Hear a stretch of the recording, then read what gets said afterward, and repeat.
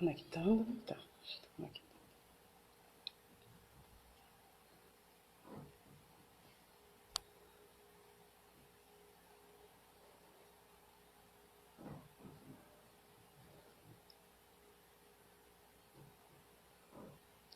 Bom dia, bom dia.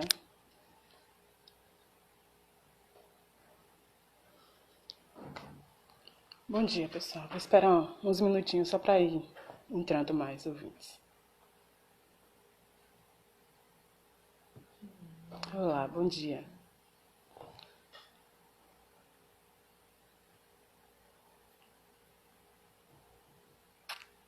Bom dia. Salve, bom dia, bom dia.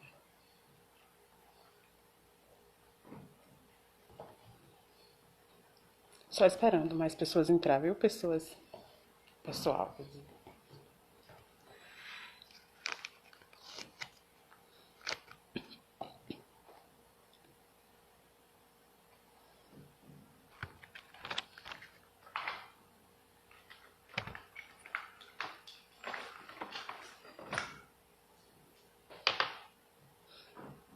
Bom dia.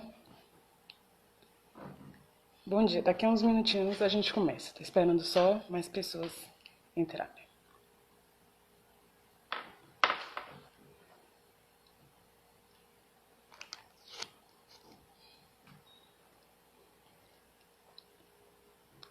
Bom dia, certo, professora. Só esperando algumas pessoas entrarem.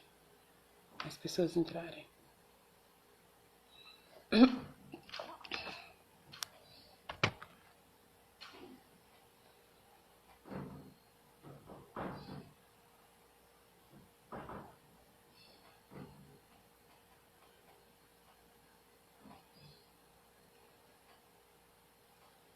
Olá, professor Rodacini.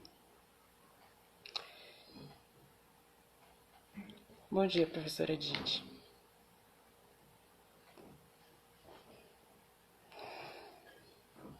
Olá, Pablo Luiz.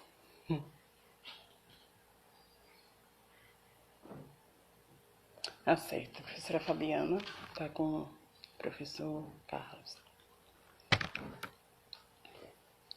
Bom dia, pessoas. Então, vou começar logo falando sobre o intuito da nossa live. A live patrimonial ela é uma atividade extensionista do programa de pós-graduação em Arqueologia e Patrimônio Cultural da UFRB, na Universidade Federal do Recôncavo da Bahia.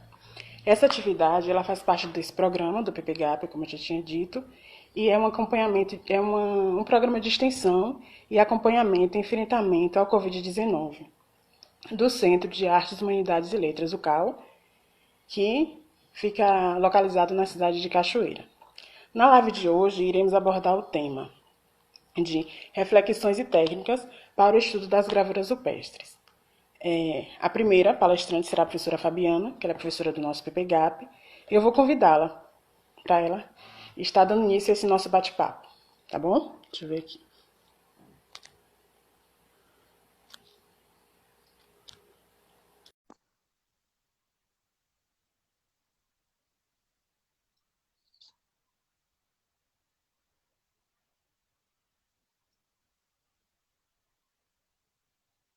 Enviei a solicitação, só esperando a professora Fabiana aceitar. E agora? Pronto. Oi! Bom dia, professora. Tudo bom? Bom dia! Então, essa é a nossa primeira palestrante, a professora Fabiana Cormelato, e desde já eu agradeço em nome do Programa de Pós-Graduação em Arqueologia e Patrimônio Cultural da UFRB, por a senhora ter aceitado o nosso convite para participar desse bate-papo, certo? E eu vou fazer uma breve introdução da sua historicidade acadêmica. A professora Fabiana, ela possui graduação em História pela Universidade Federal de Santa Catarina, o seu mestrado e seu doutorado é na PUC do Rio Grande do Sul, na área de História, mas a concentração é na área de Arqueologia. O seu pós-doutorado é na UFBA, na área de Ciências Sociais, na Universidade Federal da Bahia, e ela é professora do CAL, do Centro de Artes, Humanidades e Letras, na UFRB, na cidade de Cachoeira, e também é nossa líder do grupo de pesquisa Recôncavo Arqueológico. Entendeu? Muito obrigada, professora, por a senhora ter aceitado novamente esse convite, e passo a palavra para a senhora. Seja bem-vinda. Obrigada. Só a senhora que não precisa.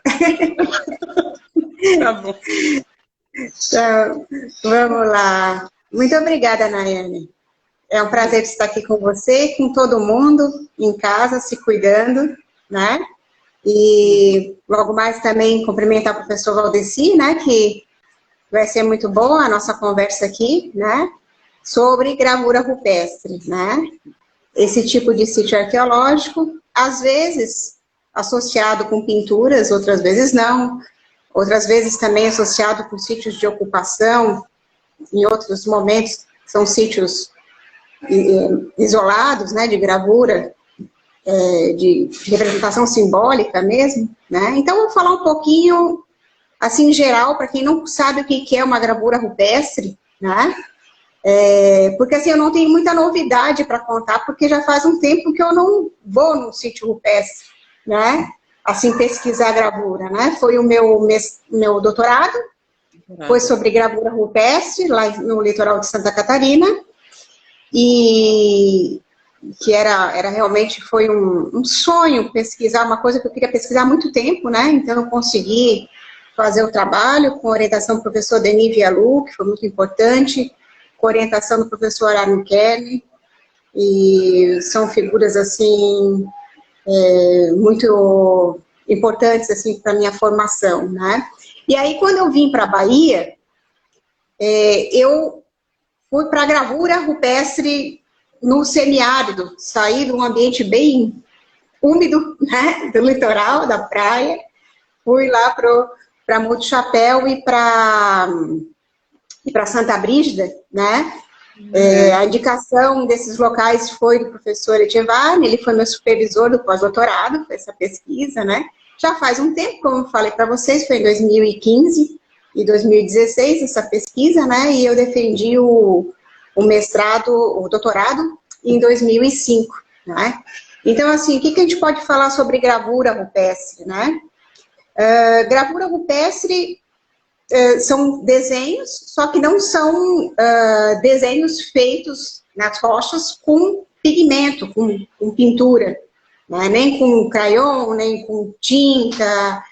São feitos a partir da percussão, né? Ou seja, do picoteamento ou do alisamento de superfícies. Tanto pode ser o arenito, como pode ser o granito, pode ser o diabásio, o riolito, né? Vários. Claro que tem, por exemplo, o arenito silicificado fica um resultado muito interessante, né? Tem muitos locais que tem lajedos aqui na Bahia que são de arenito, né? Então, assim, às vezes a rocha um pouco mais branda, né? Dá efeitos diferentes. Mas a gente vê, assim, a primeira diferença, então, da pintura para a gravura, né? Que uma vamos dizer, é a adição de pigmento para a confecção de uma imagem, e a gravura, isso é a pintura, né? E a gravura é, vamos dizer, a retirada da superfície, né? Ou em sulcos, ou seja, uma percussão indireta, né? Controlada, que cria linhas, né? Nessa rocha, ou o rebaixamento de áreas, de grandes áreas, vamos dizer, áreas maiores, né? E isso pode ser tanto criando um alto relevo como um baixo relevo. O que acontece? Geralmente, quando falam em arte rupestre, lembram mais de quê? Da pintura. Mas a gente tem as gravuras, né? Que são sítios muito interessantes, né? Porque tem essa diferença até de expressão de trabalhos na arqueologia, mais de pintura do que de gravura, porque, bom, primeiro dos sítios de pintura, pela questão da quantidade, do tipo de painéis, sempre atraiu mais os pesquisadores, né? Mas a gente vê a gravura como um sítio também com grande potencial. Só que, claro, ele tem algumas limitações no seu estudo, né? Nem tudo que a gente pode fazer numa análise de pintura, vamos dizer que são processos diferentes, né? De estudo. Não vamos também ficar comparando tanto assim pintura, gravura, né? Mas são duas formas de representação simbólicas importantes que muitas vezes até se combinam. Tem sítios que têm gravuras que foram pintadas. E em muitos locais a gente também não sabe, por exemplo, com a questão da conservação no tempo, se as gravuras foram pintadas, né? Então a gente tem essas realidades, né? Nos últimos anos, a gente tem gravuras desde o Rio Grande do Sul, pensando até fora da fronteira, que vem lá da Argentina, com a tradição Pisadas. Vem. Professor Edith está aqui na live. Da Amazônia, pensando na Amazônia também dentro desse contexto maior, fora das fronteiras. Então, a gente tem um arco aí do Mato Grosso, Goiás, Tocantins, grandes sítios nesses últimos anos foram descobertos, tanto de superfícies de abrigo, verticais como horizontais, os lajedos. Então, a gente tem Mato Grosso, teve um sítio agora, foi importante, uma descoberta no interior de São Paulo, eu acho que foi Ribeirão Bonito, um painel bem grande, de 80 metros. Temos o nosso sítio, o primeiro sítio de pintura rupestre, que foi tombado, foi a Pedra do Ingá. Então, assim, um ícone dos sítios de gravura, então, falando de Nordeste, é a Pedra do Ingá, né? E, como a gente pode pegar lá no livro da professora Gabriela Martim, para a História do Nordeste, ela vai falar, né? Muitos dos sítios de gravura estão próximos a fontes de água, então estão em locais de lajedo, que tem depressões, que tem caldeirões, que acumula água em determinado momento do ano, né? E aí a gente tem esses tipos de sítio bastante aqui no Nordeste, né, no semiárido, em toda a parte interiorana, vamos dizer assim, né? O litoral, como a gente sabe, não tem muita arte rupestre, ou é muito restrito. Santa Catarina é um lugar, por exemplo, que se destaca, né? Nesse cenário, no litoral. Mas a maioria são esses sítios, né, grandes sítios no Tocantins, em Goiás, como eu falei, nos vários os rios, os grandes rios da Amazônia, né? A gente tem esses sítios, né? Lembrando da Amazônia, vamos citar o professor Higino, né? Que infelizmente nos deixou por causa da Covid, né? Lembrar também que os trabalhos do professor Raoni, muito interessantes, juntos com as lideranças indígenas, né? Então, assim, tudo isso é novidade na arqueologia, né? Eles estavam fazendo um trabalho muito lindo, né? Vai ficar essa memória para a gente, né? Desse trabalho do mestre Gino, né? É um pouco na perspectiva de a gente compreender o significado, né? E como a arte rupestre está na estrutura simbólica desses povos que vivem hoje, né? Principalmente ali na região da Amazônia.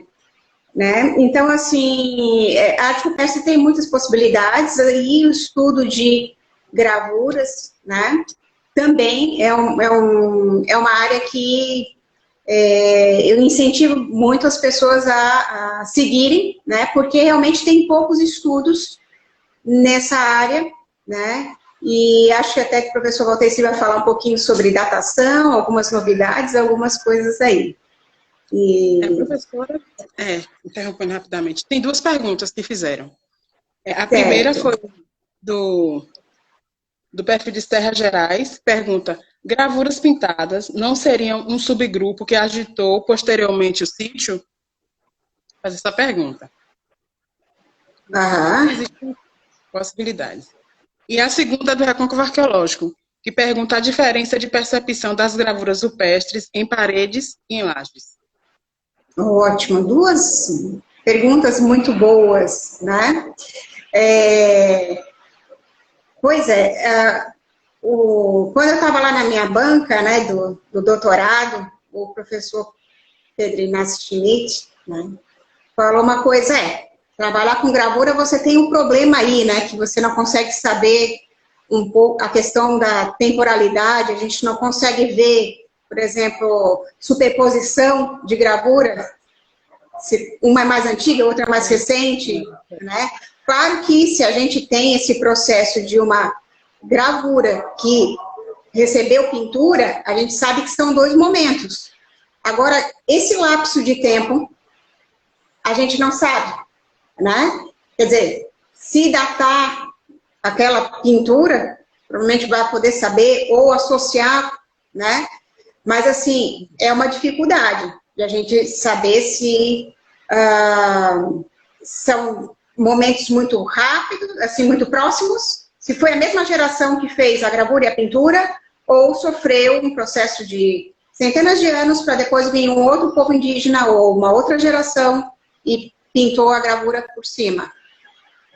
Também gostaria de saber um pouquinho mais disso, né? A outra pergunta, a percepção, sim, a diferença é completamente diferente em parede e em laje, né? Tem grande diferença de percepção, porque uma as paredes, até quando você vai no museu, você está acostumado sempre né, a gente vai olhar da esquerda para a direita, né, de cima para baixo, a gente olha o nosso mundo dessa forma, a gente não fica olhando para baixo, né? Então, assim, quando a gente está num sítio, a gente está no meio da arte. Na parede a gente observa, num lajedo, a gente se mete no meio da arte, a gente está dentro dela. Então, assim, é muito mais difícil até entender as relações das figurinhas, né? Ou seja, dos desenhos que estão ali representados. Aí, claro, o que é importante? A gente ter uma visão aérea, né? Quer dizer, ou vamos subir num balão, vamos pegar lá no século XIX, vamos subir um balão, vamos usar um drone, né? Quando eu fiz a pesquisa lá no Lajedo, eu fiz um suporte, assim, que eu peguei de uma metodologia que foi usada na Argentina, que era como se fosse um tripé com os pés bem, vamos dizer assim, bem largos, assim, né? Formava uma quadrícula. E aí acoplei a máquina fotográfica aqui e tirava os quadros, né? Claro que hoje tem coisas mais sofisticadas para fazer essa reconstituição, mas a gente via que o quê? Inclusive a relação até vamos dizer, de confecção dessa arte, ela é diferente, porque a pessoa também que realizou essa gravura, ela estava em cima do suporte, né? E aí é interessante que a gente não via, por exemplo, nesse caso do Lajedo bordado, a representação dos animais, mas as patinhas dos animais. Então, eram pegadas de felino, várias espécies de aves, né? E a pegada humana. Então, era uma representação, vamos dizer, de um chão, né? De um chão, vamos dizer, como se fosse uma praia, né? Que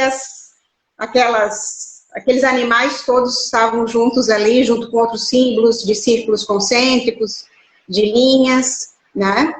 Então, assim, é diferente. É diferente para quem realizou e é diferente para quem pesquisa.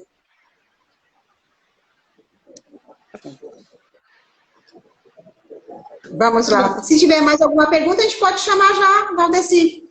Não, eu não acho tem que mais ele vai ter só comentário. eu estou vendo aqui. A gente fica ali, as informações nas gravuras são restritas, deve ser que a pessoa ia falar, né? Eu ia falar, creio que sim.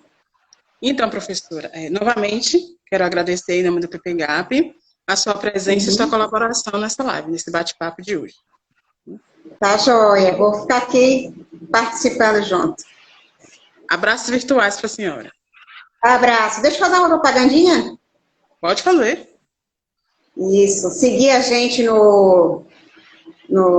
também a gente tem, né, o Instagram do Recôncavo Arqueológico, né, que é todo um grande grupo, né, aqui, né, do PPGAP com o Recôncavo, né, avisar quem está assistindo que a gente vai ter o seminário de arqueologia, o 11º, né, vai ser dia 4, aliás, dia 3 a 9 de setembro. Daqui a pouco a gente vai divulgar nas redes sociais o link. Estamos preparando o site essa semana, tá? E aí o tema geral do evento vai ser educação patrimonial e vai ter um painel sobre arte rupestre, chamado Arte Rupestre, Protagonismo Local, com várias lideranças aqui da Bahia, né, conversando com a mediação do professor Carlos Etchevarri. Então, aí eu aguardo vocês no evento, vai ser muito bom, tá?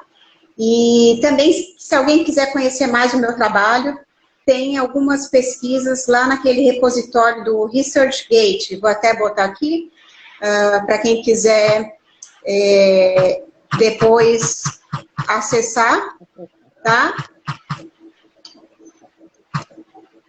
É só procurar lá o meu nome, que tem alguns artigos, tem uma cartilinha muito boa que a gente fez aqui, uma exposição de arte rupestre da Bahia, está disponível lá para download, com várias fotos, e tem as fotos do Lajedo Bordado que eu comentei aqui, tá? Pronto. Obrigada. Nada, eu que agradeço.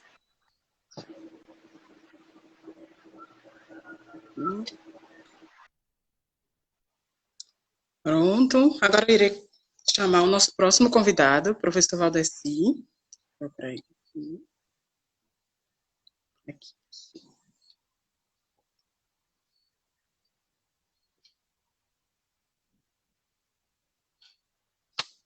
Está entrando, já fiz o convite.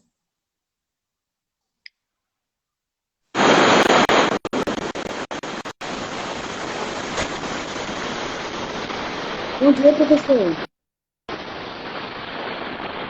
Está me ouvindo? Alô? Aí? Ouvindo sim. Tudo bem? Porque está com um pouco de ruído, o senhor está com algum ventilador ligado, alguma coisa? Ou não? Não tem nada ligado aqui não.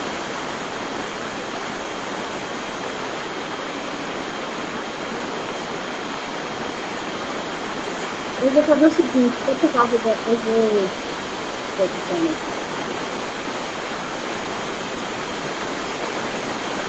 Alguém aí? Eu vou fazer... Vou tirar o senhor e vou convidar novamente. Para ver se algum na internet, tá bom? Pode ser? Agora ficou melhor. Pode ser. Agora ficou melhor. Agora ficou melhor. Ficou melhor? Ficou. É. Pronto. Tudo bem. Bom dia, professor. Tudo bem com o senhor? Bom dia. Tudo bem. Seja bem-vindo. Primeiramente, eu quero agradecer em nome do PPGAP pelo senhor ter aceito o convite de participar da nossa live, participar desse bate-papo e contribuir com seus conhecimentos. De início, eu vou dar uma introdução, falar sobre a sua vida acadêmica e depois a gente entra no bate-papo. O professor Valdeci dos Santos Júnior, ele foi graduado a sua licenciatura em História na Universidade Federal, na Universidade do Estado do Rio Grande do Norte. O seu mestrado e seu doutorado foi em Arqueologia na Universidade Federal de Pernambuco. O seu pós-doutorado foi na Universidade de Coimbra, em Portugal. Ele é professor e também coordenador do Laboratório de Arqueologia Homem Potiguar, na Universidade do Estado do Rio Grande do Norte, e também professor da FAFUC, da Faculdade de Filosofia e Ciências e Letras de Cajazeiras. É isso? Exato. Perfeito. Então, professor, agora, já falei que seja bem-vindo, e agora eu passo a vez para o senhor. Pode falar, pode contribuir, nos dar essa honra de ouvir. Bom dia a todos, certo? Que estão nessa live. Obrigado pela parcela, pelo convite que foi feito pelo programa de pós-graduação do Recurso Baiano, né? E vou explanar em alguns minutos, né, um pouco do conhecimento que eu adquiri ao longo dos anos com o estudo das gravuras rupestres. Pelo fato de eu ter trabalhado em várias regiões do Nordeste brasileiro, trabalhei aí na Bahia, no sul da Bahia, em Teixeira de Freitas, certo? Então, trabalhei em Pernambuco, na transposição do Rio São Francisco, no Ceará, Paraíba, Pernambuco, em Rio Grande do Norte principalmente, o Piauí também, eu fui em algumas regiões. Então, devido a esse conhecimento, eu vou explanar um pouco desse conhecimento. Primeiro, falando na questão que é crucial, vamos dizer assim, na academia, que a maior parte das pessoas procuram as pinturas rupestres, né, para ser tema de dissertação, doutorado. E as gravuras ficaram um pouco esquecidas, né, nessas últimas décadas, né, até mesmo pelas dificuldades de bibliografia, de estudos, né, nesse sentido. Na Europa, não. Na Europa, as pinturas tiveram todas umas cronologias identificadas, principalmente nas cavernas calcárias, e é muito fácil identificar porque uma boa parte das pinturas eram feitas com carvões, né, na cor preta, e isso facilitava essas datações. No Brasil, até 10 anos atrás, pouca coisa tinha sido estudada em termos de gravuras, né? E até hoje também são poucos pesquisadores. A Fabiana citou muito bem alguns desses pesquisadores, né?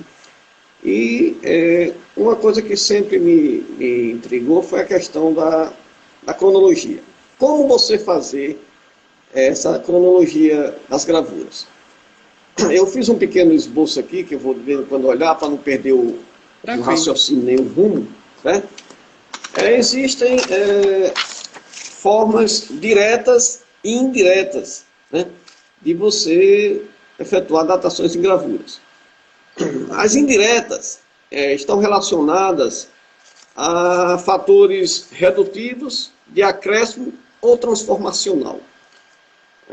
O que é o fator redutivo? É o fator intempérico que ocorre justamente nas gravuras, no suco dessas gravuras, né? E ela tem, é claro que através do intemperismo natural, elas vão pouco a pouco sofrendo essa influência do meio ambiente. E vão aos poucos sofrendo essa redução, vamos dizer assim. Pode ser também por acréscimos, ou seja, de repente o suco dessas gravuras, como a Fabiana citou muito bem, um exemplo, pode ser colocado tinta no interior dela. Mas também outros elementos podem ficar adicionados a esse interior, tais como líquens, pólens, certo? Algas mortas. Então são fatores que permitem que você consiga extrair algum conhecimento, alguma forma de cronologia com os métodos de datações tradicionais. Ou então transformacional, que seria o quê? Um processo de repatinação da própria interior das gravuras, né? Com pouco a pouco, devido a essa influência do ambiente, a própria coloração, vamos dizer assim, dessas gravuras vão se alterando, porque vão se criando novas pátinas a partir da contaminação do próprio carbono, né, que vai ocorrendo nesse interior. De forma indireta, que é muito comum de efetuar datações, e algumas já foram feitas no Brasil, ocorre com sedimentos. Então você tem um suporte rochoso, foram feitas gravuras e de repente, com o passar do tempo, o sedimento vai e recobre esse painel, vamos dizer assim, de gravuras. Então você consegue datar há quanto tempo esse sedimento recobriu essas gravuras. Isso é um método indireto, você determinar há quanto tempo foi coberto o sedimento, as gravuras, mas não quando elas foram feitas. Mas já é um indicador cronológico que permite você ter pelo menos um mínimo, né? Outra forma indireta de você obter uma datação de gravuras é na questão temática. Por quê? Por exemplo, aqui no interior do Rio Grande do Norte, nós já identificamos grafismos de embarcações do estilo europeu. Embarcações, por exemplo, tipo caravelas. Inclusive, até publicamos um artigo, eu e Carlos Rios, sobre essa questão, né, de morfologias assemelhadas a essas embarcações. Assim também como embarcações pós-período da Revolução Industrial, né? Então, isso me permite saber, peraí, essas embarcações aqui provavelmente é do período de contato, certo? Então, você já tem uma inferência que você pode levantar no sentido indireto, né? Não sabemos quando ela foi feita, mas sabemos que foi após a chegada dos colonizadores, provavelmente, porque também nós temos que perceber que antes mesmo dos portugueses chegarem aqui, ou os espanhóis, provavelmente as embarcações já vinham, já estavam por aqui margeando a costa brasileira. Então, esses são alguns dos exemplos de você obter essa datação de forma indireta, né? E isso já foi obtido com o próprio professor Prose, já conseguiu datações nesse sentido. Lá no Parque Nacional da Serra da Capivara já tem também algumas datações que foram obtidas de gravuras a partir de forma indireta, com acréscimo de sedimentos após a elaboração das gravuras. Certo? Quando se vai para a questão das datações diretas, certo? Existem algumas possibilidades. Certo? Um dos métodos que pode ser adotado é o dos oxalatos de cálcio. O que é isso? Você tem as gravuras, né? E em algumas circunstâncias, principalmente quando essas gravuras são efetuadas em semi-abrigos, né? Ocorre bastante de animais, tipo mocó, ou roedores, ou qualquer outro tipo de animal, cobras, eventualmente passarem por cima desse suco das gravuras, e aos poucos eles vão deixando nesses sucos, certo? Partículas orgânicas de sua própria pele, certo? Ou seja, material orgânico descamado, em meio roçar de centenas ou dezenas ou milhares de anos, ele vai criando uma crosta que vai se incorporando à própria mineralização do suco, certo? E isso cria, às vezes, uma pequena camada com esses oxalatos de cálcio, que pode ser datado. O cuidado que se deve ter, nesse caso, é que são vários processos, de vários anos, de várias cronologias. Então, você vai obter uma datação, mas provavelmente pode estar contaminado com carbonos de outros períodos, né? Mas é um exemplo de que se obtém, mas a margem de erro aí já se amplia bastante, mas é uma possibilidade, né? Outra forma de datação direta que pode ser feita é através de um método criado pelo professor Robert Bedinari, que é o atual presidente do Instituto Internacional da Conferência de Arte Rupestre, o IFRAU, certo? E ele, desde 92, que ele adotou um método chamado de microerosão do granito, certo? O que seria isso? Quando você faz uma gravura, você, de uma certa forma, provoca fraturas em partículas do granito, certo? E a mica, feldespato, você consegue fraturar, e essas partículas, elas criam ângulos, e com o passar do tempo, com o passar do intemperismo, da influência dos fatores ambientais, vento, chuva, sol, certo? E outras variáveis, vai provocando, aos poucos, um arredondamento, vamos dizer assim, de uma forma mais simples, dessas partículas que criaram esses ângulos. Ele chama de microwaves. E é possível, o método, que aí é aquele método que é visual, é por isso que existem restrições também nesse sentido, porque depende da visualização, não é um método que você vai, como carbono 14, né, absoluto. Ele permite observar, aos poucos, a partir de um índice, um coeficiente regional, e baseado principalmente numa outro grafismo feito na região, nas proximidades, que tem uma data conhecida. Por exemplo, o cidadão passou lá em 1850, no sítio Alto, ele fez uma gravura e entrou. Eu estive aqui em 1850. Você botou uma data. Então ele pega essa data, né, a partir dessa data, ele passa a elaborar um coeficiente, né, para a região, né. Ele tem um coeficiente regional e tem também um coeficiente a nível mundial, principalmente as regiões semiáridas, né. Então ele permite, a partir desse coeficiente, fazer um paralelo com esse sítio que ele está pesquisando, obter esse grau de variação dessas partículas, desses ângulos, né, que sofreram esse arredondamento, e a partir disso ele estima um período de elaboração dessas gravuras. Esse método só dá certo com rochas ígneas ou magmáticas, tipo o granito, o diorito, o basalto, certo?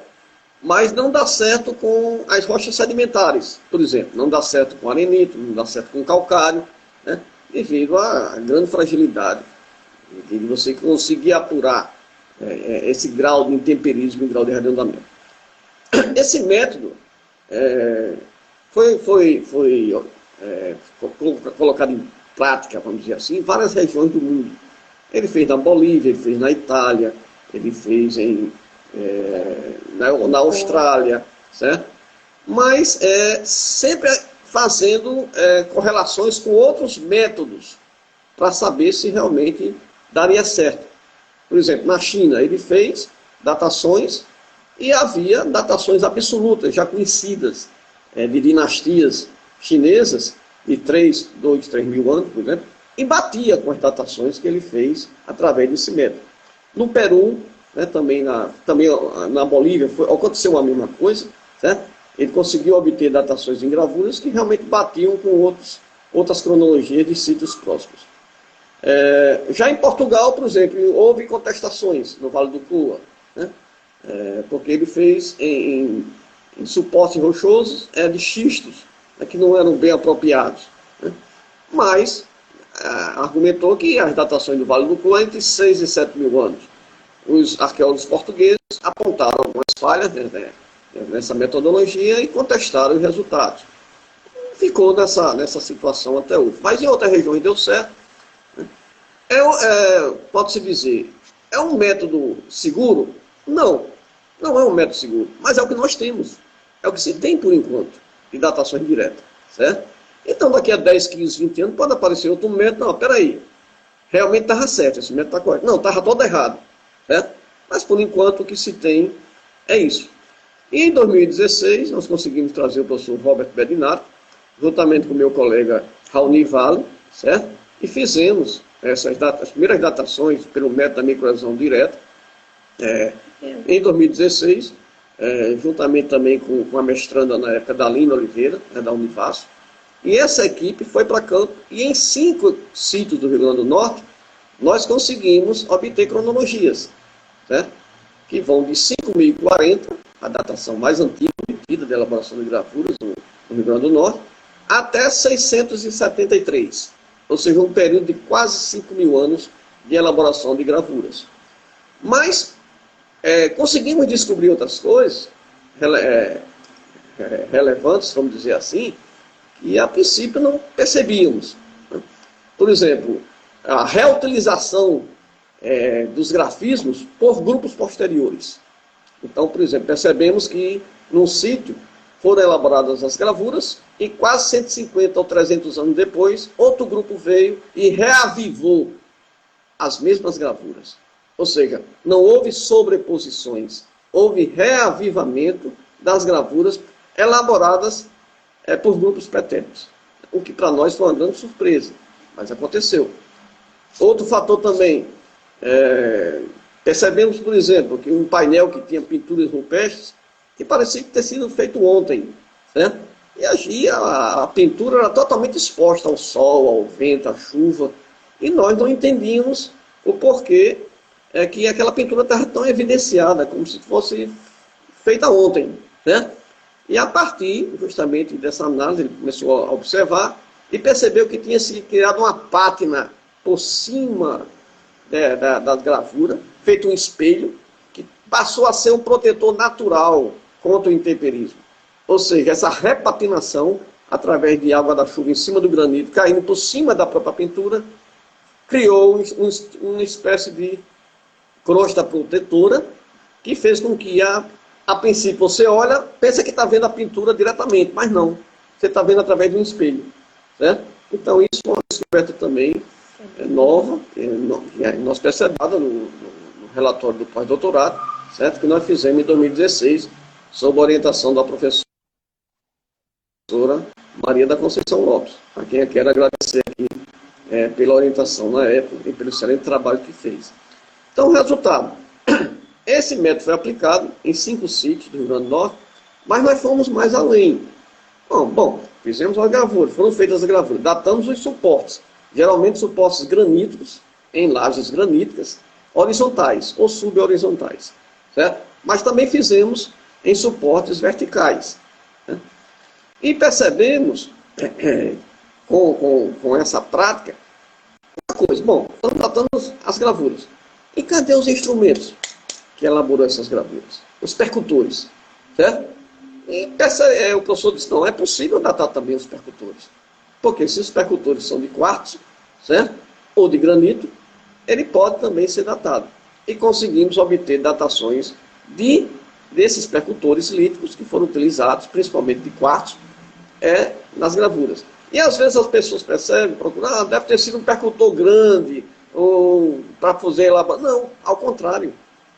São percutores pequenininhos, feixes pequenininhos, que são feitas as gravuras, certo? Principalmente de quartzo. Então, esse é o processo que conseguimos ver, datar as gravuras do suporte, mas também gravar os percutores, né? Então, isso avançou bastante no sentido de algumas datações que foram feitas pelo método da microerosão do granito, direta do granito. Agora, estudar as gravuras, de certa forma, existe também criar metodologias novas, né? A Fabiana criou boas metodologias e no trabalho que ela desempenhou, a partir, vou ter que fazer, certo? Não existe. Então, tivemos que elaborar a partir disso. Recentemente, agora em 2018, 2019, eu tive que estudar um sítio com 5 quilômetros de extensão, por 2 quilômetros, só com gravuras. O maior sítio do Brasil. Bom, como estudar esse sítio? Eu posso colocar isso como um sítio só? Uma região de 5 km por 2 km de gravuras espalhadas em vários locais? Não. E poderia até, justificando. Mas preferimos optar por criar uma metodologia que evidenciasse isso. Ou seja, tivemos que criar conceitos, em termos de unidades gráficas vizinhas, de sítio arqueológico, e um trabalho exaustivo conseguimos fazer esse levantamento na barragem de Oiticica, no estado do Rio Grande do Norte, que é a terceira maior do Brasil, e queria encobrir, ali não vai encobrir, 40% desses sítios arqueológicos em gravuras. Então, corremos quanto tempo para poder fazer esse levantamento, filmagem, vídeos, e principalmente também fazer datações. O professor Robert, infelizmente, não pôde vir, mas nós conseguimos obter 10 datações de percutores líticos, que vão ser publicados em breve. Mas está dentro do período holocênico e mais ou menos condizente com essas datações que já obtemos em 2016. Então, essa metodologia permite com que você faça um aprofundamento nesses estudos. Agora, eu gostaria de ressaltar algumas coisas que, com o passar do tempo, quando você estuda um sítio, você não estuda nada. Primeiro isso, certo? Se você não entender todo o contexto que tem no seu entorno, certo, de gravura rupestre, a recorrência desse suporte e todas as variáveis que estão envolvidas, para que um grupo fizesse as gravuras ali, você vai ficar perdido, não vai fazer nada, certo? Então, quando você estuda 500 sítios, aí sim, você começa a enxergar alguma coisa, certo? Bom, cadê? Quais são as recorrências que tem nesses sítios? E foi a partir dessas recorrências, da observação de quase 500 sítios, foi que eu observei uma coisa muito interessante, que não está atrelada, vamos dizer assim, a tradições. Esqueça a tradição de Itacoatiara. Isso aí foi uma coisa preliminar, uma coisa muito boa no começo, parabéns, mas acabou, certo? Não existe tradição para gravura rupestre, né? Cada local, cada região, cada estado fazia, os seus grupos criavam os seus próprios perfis, vamos dizer assim, suas próprias identidades. Existem semelhanças? Existe. Mas eu percebi, com o passar do tempo, que essas semelhanças que a gente tenta pegar, esse antropomorfo aqui é parecido com o antropomorfo acolá. Esqueça isso. Esqueça. Não adianta nada. Certo? No mundo todo, as formas dos seres humanos evidenciaram os grafismos reconhecíveis, vamos dizer assim, antropomorfos, zoomorfos, fitomorfos, eles variam um pouco. Né? Existem, cada pessoa vai fazer o seu estilo. Eu vou desenhar um antropomorfo de forma globular, posso fazer de uma forma linear. Isso em todo mundo vai acontecer isso, porque o ser humano faz parte do seu arcabouço biológico, criar a sua forma de fazer esses antropomorfos. Mas eu percebi nas cúpulas, por exemplo, que aí onde eu venho abordando isso há alguns anos, que a princípio a gente não entendia. Por que aparece aquela série de pontos, aquela série de coisas, e muita gente diz, isso é chuva, isso é calendário, é não sei o que, nada disso, esqueça isso, certo? Não existe isso, certo? Na verdade eu percebi, comecei a defender a ideia, certo?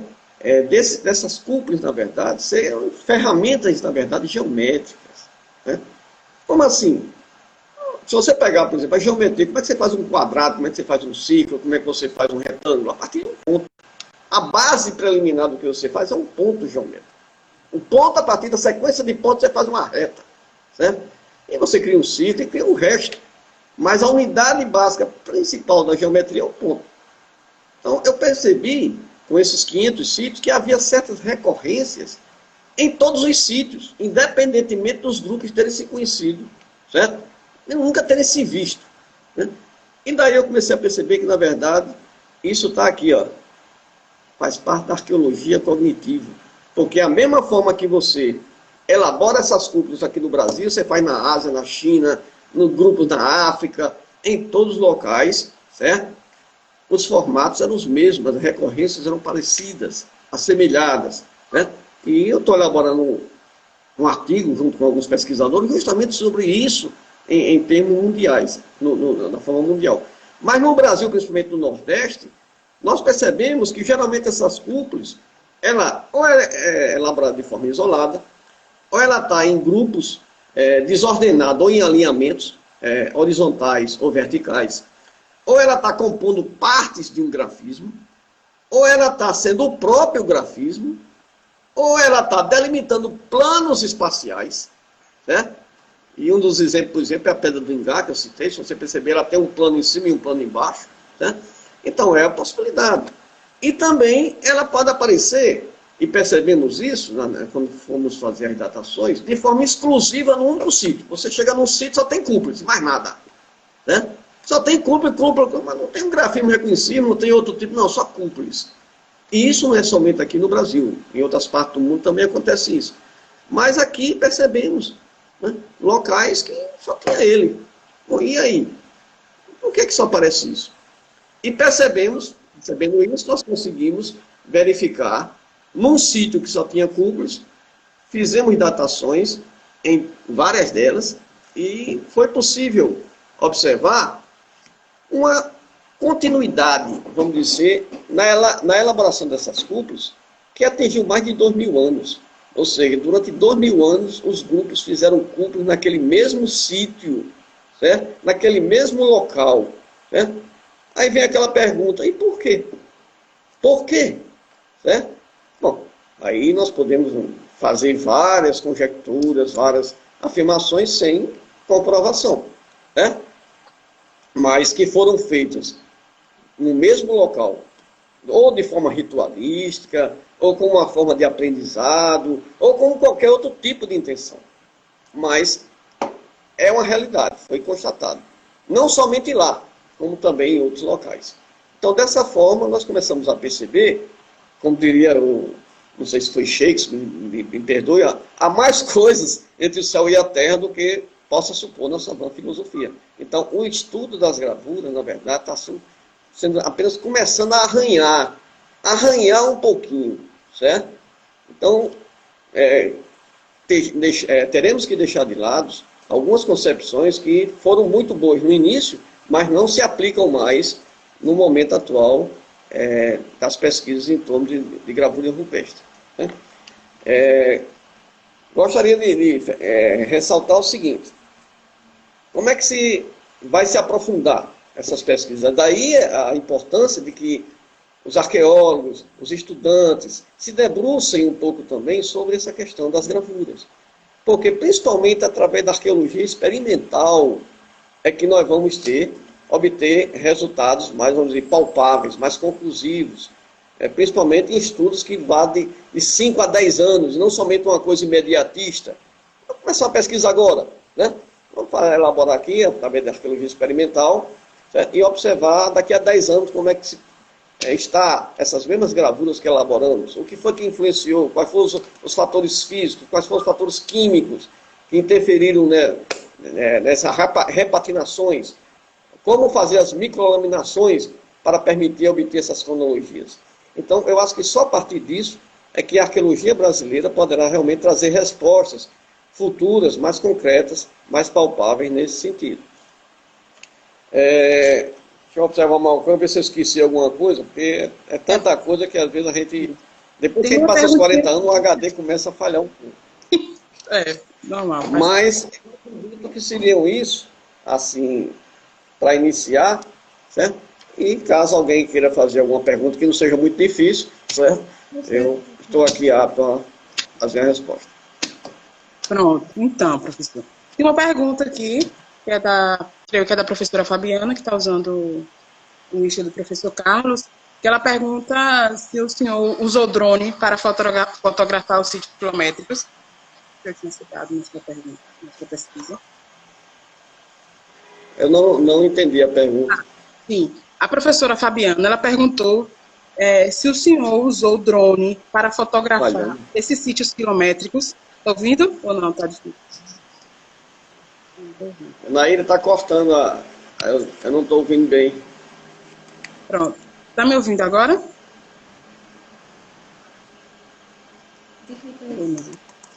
Puxa lá. Tomada. Alô?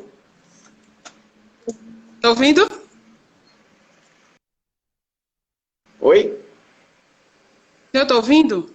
Oh, tá Agora estou ouvindo aí. Tá ouvindo? Eu estava cortando. Ah, pronto. A pergunta da professora Fabiana. Se o senhor já usou drone para fotografar esses sítios quilométricos? Sim. Nesse sítio, por exemplo, da barragem de Oiticica, que é 5 km por 2, onde nós conseguimos identificar 93 sítios arqueológicos, certo? Com mais 63 unidades gráficas vizinhas, nós utilizamos o drone, certo? Também estamos, junto com o IFAM do Rio Grande do Norte, colocamos condicionantes em 17 sítios para que seja feito um trabalho de resgate, vamos dizer, salvamento arqueológico, através das imagens em 3D, certo? Ou seja, conseguir fazer com que todos os painéis sejam digitalizados em 3D para que fique guardado esse material quando a barragem inundar esses locais. Um detalhe importante, foi importante falar nisso, para ter outra coisa que eu constatei com o tempo, certo? E que foi possível perceber. Em 2001, eu fui num sítio arqueológico, que, na mesma situação da Barra de Oiticica, um sítio bastante grande, eu fotografei, filmei na época. E quando foi em 2005, foi feita uma barragem, certo?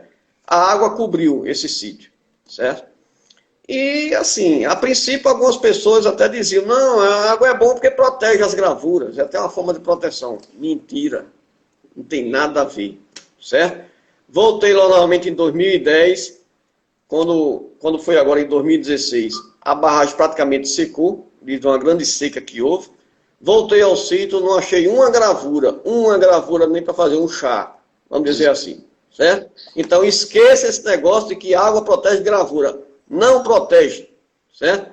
Barragem, quando água, são toneladas de água em cima desse suporte de rochoso, além dos fatores químicos que influenciam, certo? A desagregação, vamos dizer assim, o intemperismo é acelerado e eu não encontrei uma gravura. E olha que o sítio era muito grande, era coisa de 200 para 300 metros e desapareceu completamente, nenhuma gravura mais foi evidenciada.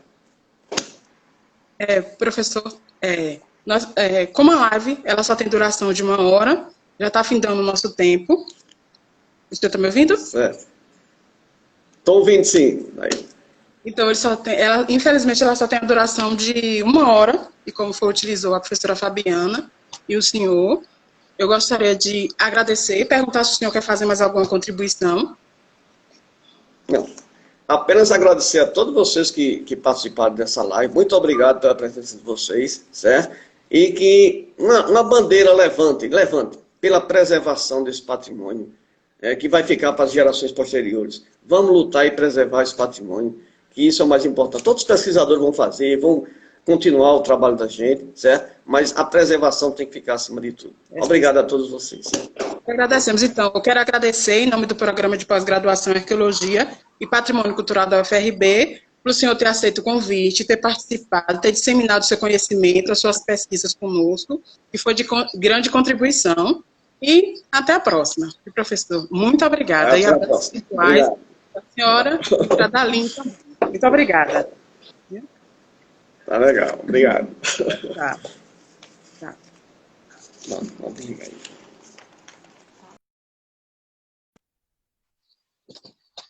Então, pessoas, eu quero agradecer a vocês, em nome do PGAP, do Programa de Pós-Graduação em Arqueologia e Patrimônio Cultural da UFRB, pela presença de vocês, por ter participado da live, por ter colaborado também com comentários.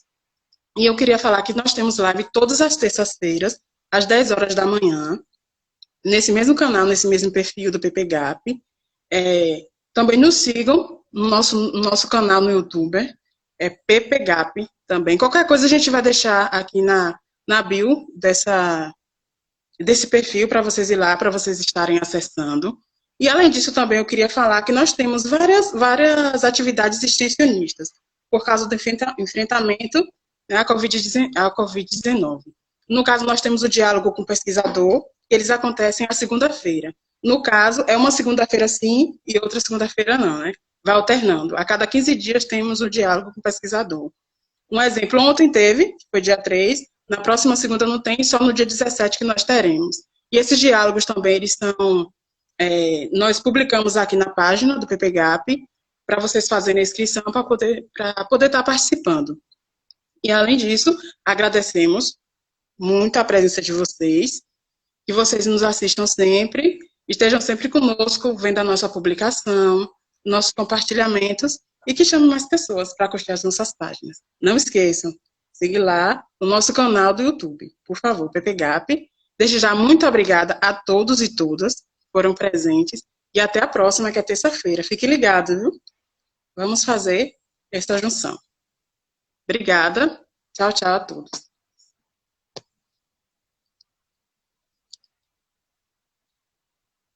Isso.